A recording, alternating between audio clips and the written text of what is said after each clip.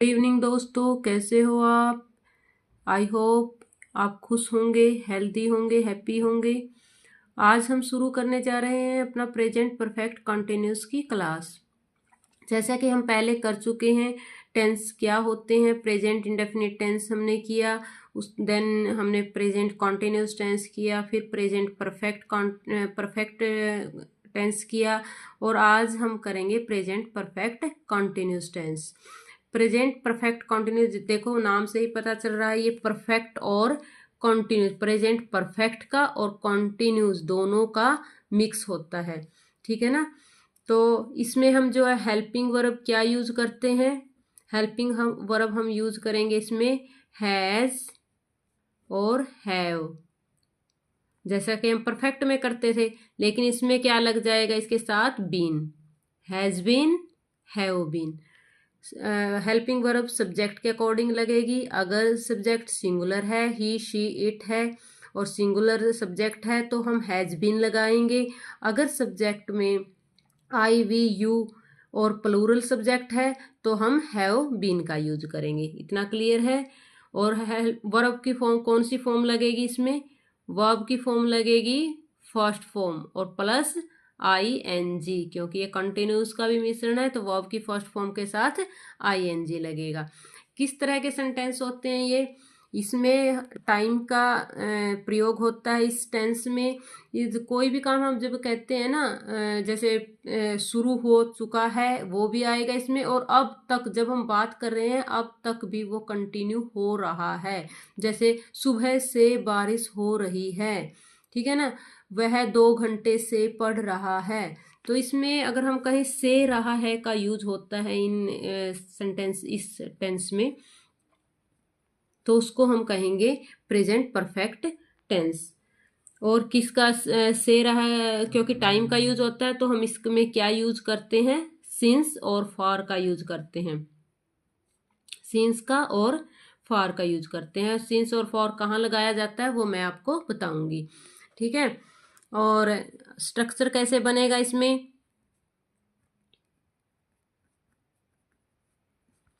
यानी सब्जेक्ट हम tense sentences हम कैसे बनाएंगे। पॉजिटिव सेंटेंस, पॉजिटिव सेंटेंस में हम क्या लिखें, पहले आएगा सब्जेक्ट,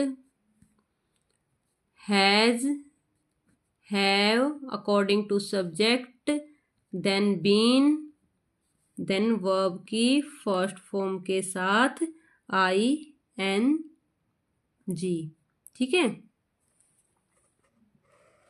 और उसके बाद आ जाएगा सिंस या फॉर,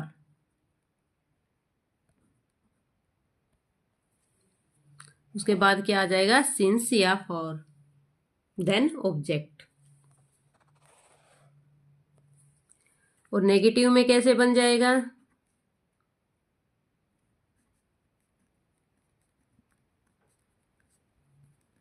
सब्जेक्ट सबसे पहले लिखेंगे, देन हैज, हैव, उसके बाद हम नोट लगाएंगे, उसके बाद हम बीन का यूज करेंगे, और देन वर्ब की फर्स्ट फॉर्म के साथ आईएनजी, और उसके बाद सिंस या फॉर, उसके बाद सिंस का या फॉर का यूज करेंगे।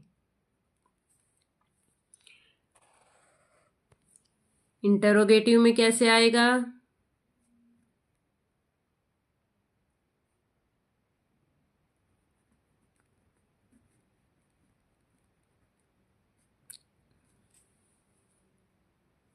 इंटरोगेटिव में हम क्या करते हैं, पहले हेल्पिंग वर्ब ले लेते हैं, हैज, हैव, उसके बाद हम लिखेंगे सब्जेक्ट, उसके बाद हम लिखेंगे बीन, उसके बाद वर्ब की फर्स्ट फॉर्म के साथ क्या रहेगा, आईएनजी, देन सिंस या फॉर का यूज करेंगे, ठीक है। और अगर इंटरोगेटिव और नेगेटिव दोनों सेंटेंस साथ में आ जाएं, क्या वह 2 घंटे से टीवी नहीं देख रहा है। इस तरह के अगर क्वेश्चन मार्क वाले सेंटेंस आ जाएं तो हम उसका में कैसे यूज करेंगे। हैज हैव लगेगा पहले, देन सब्जेक्ट, उसके बाद नोट का यूज करेंगे हम, उसके बाद बीन का यूज करेंगे। समझ आया। और फिर वर्ब की फर्स्ट फॉर्म के साथ आईएनजी और सिंस एंड फॉर का यूज करेंगे। अब ये स्ट्रक्चर ध्यान से देखना है, थोड़ा सा डिफिकल्ट लगेगा आपको क्योंकि इसमें बीन का यूज हुआ है और सिंस फॉर का यूज हुआ है एक्स्ट्रा। ठीक है, अब मैं बताती हूँ आपको हम सिंस का यूज कहाँ करेंगे और फॉर का यूज कहाँ करेंगे। सिंस का यूज हम since is used for a point of time. Point of time को शो करने के लिए, यानी जैसे अगर हम कह दें since Monday, since 2 o'clock, since morning. ठीक है ना, यानी सुबह से हमने एक टाइम को पॉइंट किया है, सुबह से हो रहा है ये काम। ठीक है, और फॉर का यूज हम कब करेंगे। For is used for a period of time.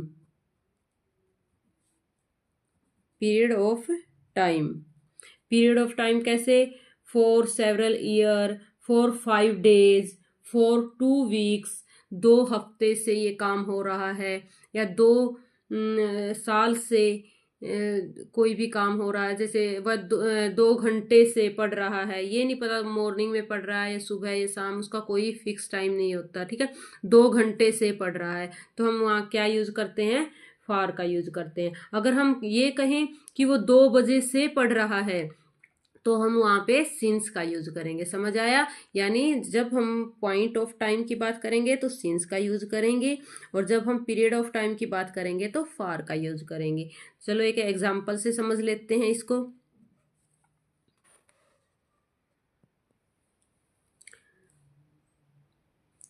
जैसे अगर मैं बात करूं, I have been talking for 2 hours। मैं 2 घंटे से बात कर रही हूँ। ठीक है ना, अब ये क्या है, 2 घंटे से, तो क्या यूज हुआ, फॉर। अगर यहाँ होता 2 बजे से बात कर रही हूँ, ठीक है, अगर यहाँ होता 2 o'clock तो यहाँ पे क्या यूज करते, सिंस, क्योंकि पॉइंट ऑफ टाइम था। ठीक है ना, अगर कहें he has been playing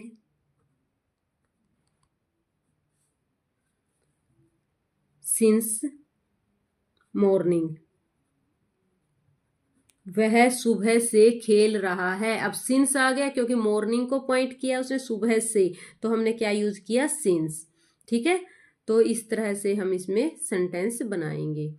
he has been playing since morning, वह 2 घंटे, वह सुबह से, सिंस मॉर्निंग, वह सुबह से खेल रहा है। वह 2 घंटे, मैं 2 घंटे से बात कर रही हूँ, तो फार का यूज होगा। अगर उसने पॉइंट किया है किसी टाइम को तो सिंस का यूज होगा। क्लियर हो गया ये। एक दो एग्जाम्पल और देख लेते हैं हम इसके। जैसे इंटरोगेटिव में क्या हो जाएगा, हैज पहले आ जाएगा, has he been playing since morning. क्या वह सुबह से खेल रहा है ना, क्या वह सुबह से खेल रहा है। तो इस तरह से हम अगर क्वेश्चन मार्क वाले क्या बनाएंगे, सेंटेंस यूज करेंगे। आई होप आपको ये सेंटेंस बनाना और टेंसेज का जो स्ट्रक्चर है वो समझ आया होगा। आप इसको अपनी कॉपी में नोट कर लीजिए, और कोई भी डाउट हो तो मुझे कमेंट ज़रूर कीजिए। और नेक्स्ट वीडियो के लिए मेरे चैनल को लाइक, शेयर और सब्सक्राइब ज़रूर कीजिए। Thank you.